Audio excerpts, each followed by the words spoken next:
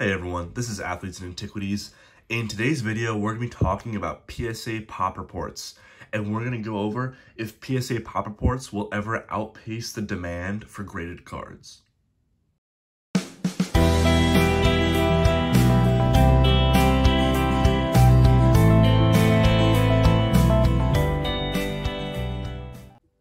So I got inspiration for this video when I was looking at some pop reports for some EX era cards that I was looking to buy. I was just shopping through, comparing different sets, seeing which EX era cards were kind of moving pop report wise in the last few weeks.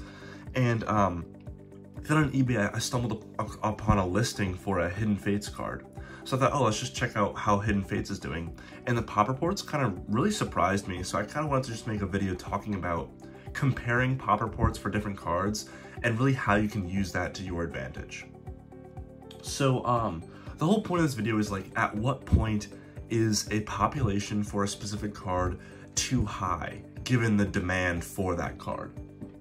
And I'm not going to tell you specifically, like, oh, this card, there's too much, the population is too high for its price, so don't buy it, whatever. I'm not going to give you guys specifics, but I'm more just going to tell you, I'm just going to throw numbers at you. I'm not going to tell you what's good, what's bad, because honestly, at the end of the day, if you're just buying these for your collection, it doesn't matter. If you want a card and you can afford it at that price and you're okay with paying it for it at that price, then just buy it. But obviously, if you have some sort of monetary influence on it, whether you're trying to sell it down the line, you want to be a little more careful. But so I don't want to say, oh, don't buy this, buy this. I don't really want to do that. But I'm just going to kind of go over some numbers with you. So first, I want to talk about base set. So I have, like I said, two base set cards here. So with base set, as of the recording of this video, there are 587,000 total graded cards for base set. That's including first edition, shadowless, unlimited, fourth print, and trainer deck A/B. So there's a lot of different kind of things going into that number, but over 500,000, almost 600,000 total graded cards for all of base set. And for the Charizard specifically, there are 38,000, almost 39,000 total graded. This is all grades 1 to 10. And if you're curious, just from 8 and above, for just 8 and above, there's about 15,000. So a little less than half of the total graded population are 8 and above for Charizard. And so what should you do with that? Is that number too high? Is it too low? Well, really it depends on what you're trying to do with it, but like 38,000 total graded Zards, basically you gotta have to think about, with that strong supply, with 15,000 PSA 8 and above unlimited Charizards, is that number too high? And to kind of really think about that, just think about all of those cards need to have a buyer. This isn't like a stock where you can just sell your stock into the cosmos. You don't need to have a lined up buyer. With cards, there needs to be a seller and a buyer. They have to link for that sell to take place. So with 15,000 PSA 8 and above Charizards, you have to think, oh, like, can the current popularity of the entire market and the popularity of this card in particular, can that support that number?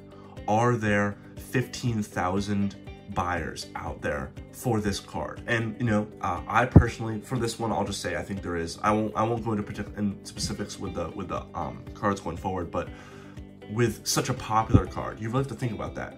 If 15,000 is a lot, but with how important base set Charizard is to the hobby, is 15,000 a reasonable number? And if not, then you might think there might be a retrace in the future. Let's say there's a card with 10,000 PSA 10s, but you think that we're kind of in a little hype period for that card, and you don't think there's 10,000 people willing to pay that price. So there's 10,000 10s, and the 10s sell for $200. Let's just say that. If you don't think there are 10,000 people that truly want that card for $200, then you might think that card will go down in the future. If you think currently it's just flippers selling the flippers and everyone kind of just taking advantage of a positive inertia in a market, like if everyone's just trying to overcut each other to just make small margins, you might think that it could temporarily hold itself. But if you don't think that card with 10,000 10s at $200, if you don't think there's 10,000 buyers at that price going forward, then you might think that price will go down in the future. Or something external will happen to the hobby where a lot more attention gets brought on it or something. But if the current market, as it's stated right now, if you don't think that population, if you don't think the popularity can support that population, then you might want to be careful buying at that price if your goal is to then resell in the future, because it could go down. Obviously, if this is for a PC, as I've said, if you just want the card, then just buy it. Like, if you can afford it and you are okay with that price, then just buy it. But from a monetary perspective, you do have to think, like, does this make sense? So, base set Zard, I'll just say it once more, 600,000 around total, unlimited first edition Shadowless everything. For everything from base set, there's about 600,000 base set cards, 40,000 Charizards, and about 15,000 8 and above. Then we have this EX Emerald Milotic here. This is from a more down point in the hobby, and the populations reflect that. For EX Emerald as a whole, the entire set, there's 7,284 cards graded at the time of this video.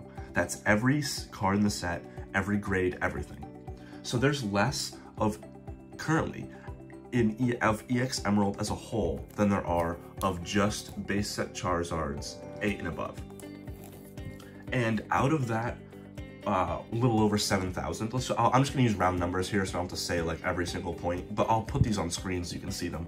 So for roughly 7,000 total graded EX Emerald cards, there's 142 of these Milotics, any grade, and there are only 18 10s.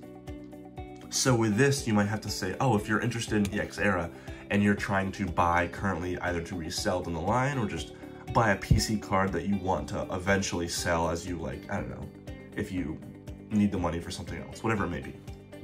If you have an intention to resell, this is an important thing to look at, because you see 7,000 total in the entire set.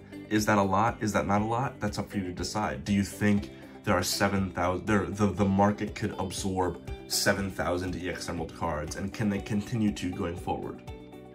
And with this Milotic in particular, I picked it because this is one of the, in my opinion, one of the more aesthetically pleasing cards in the set. It's not an EX, of course, but it's got a beautiful hollow pattern, a very popular Pokemon. It's a very strong card from this set. If you pulled this from a pack, you wouldn't be disappointed with this pull. So for 142 Milotics, I don't have a 10, but there's only 18 10s.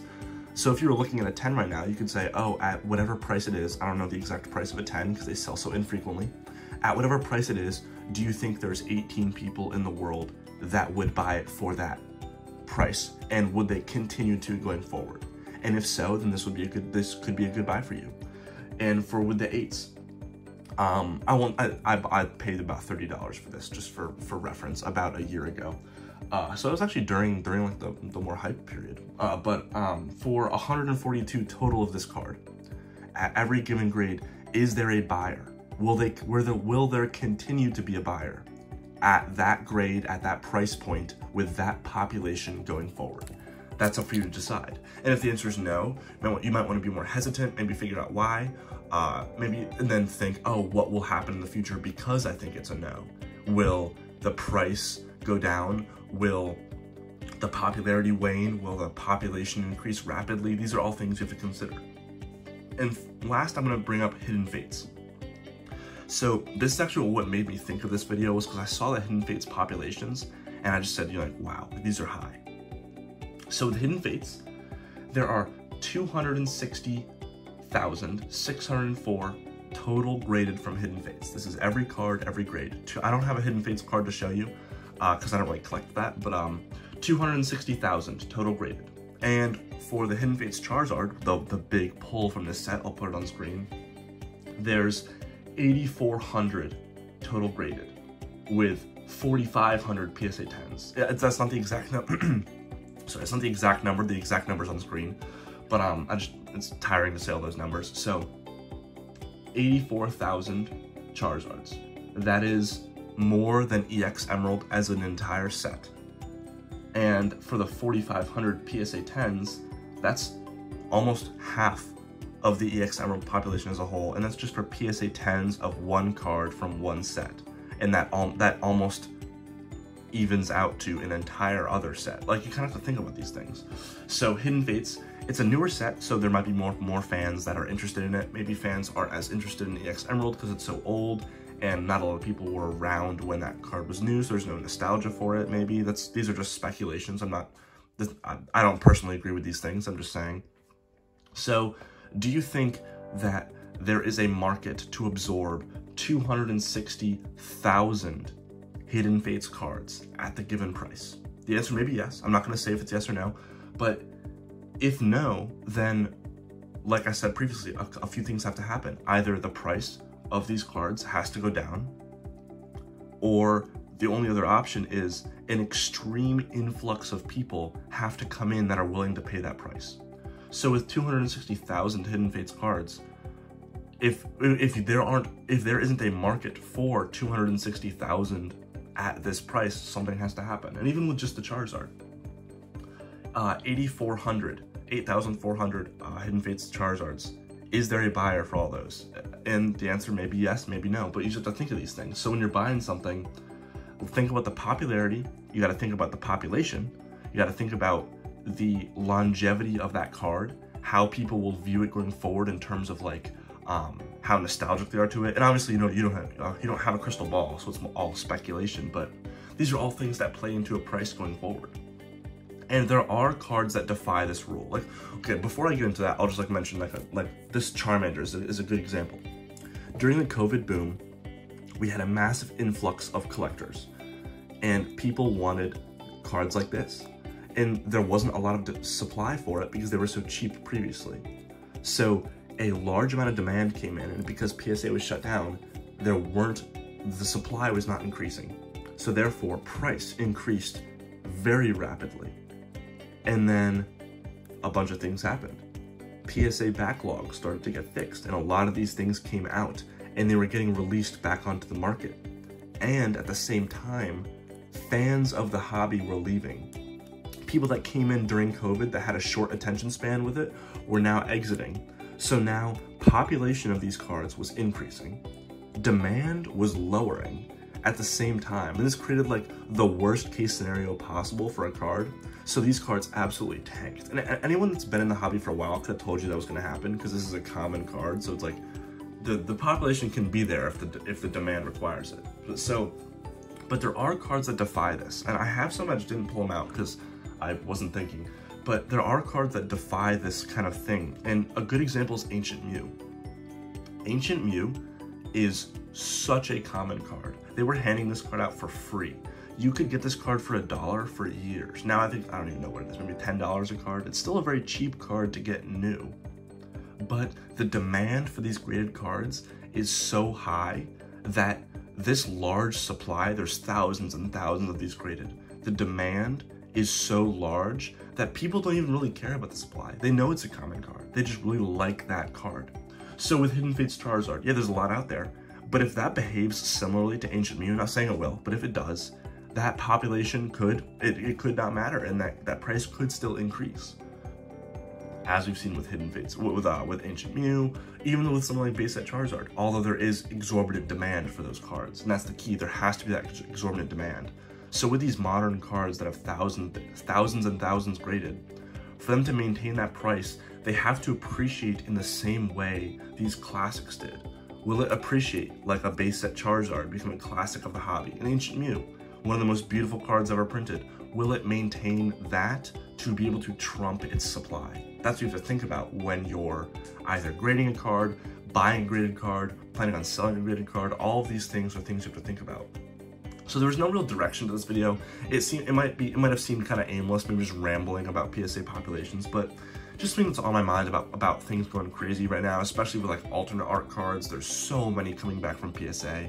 So will that market be able to sustain it? Possibly, it could. It very well could. They're very popular cards. But these are things you have to think about because there's a chance it doesn't. And then what happens? Are you going to lose money? Are you okay with losing money? And so on and so forth. So that was all for today. Let me know what you think. Was this interesting? Did you like it? Did you disagree? Let me know. And as always, if you have a video idea, let me know. I'll try and make it happen. Thanks.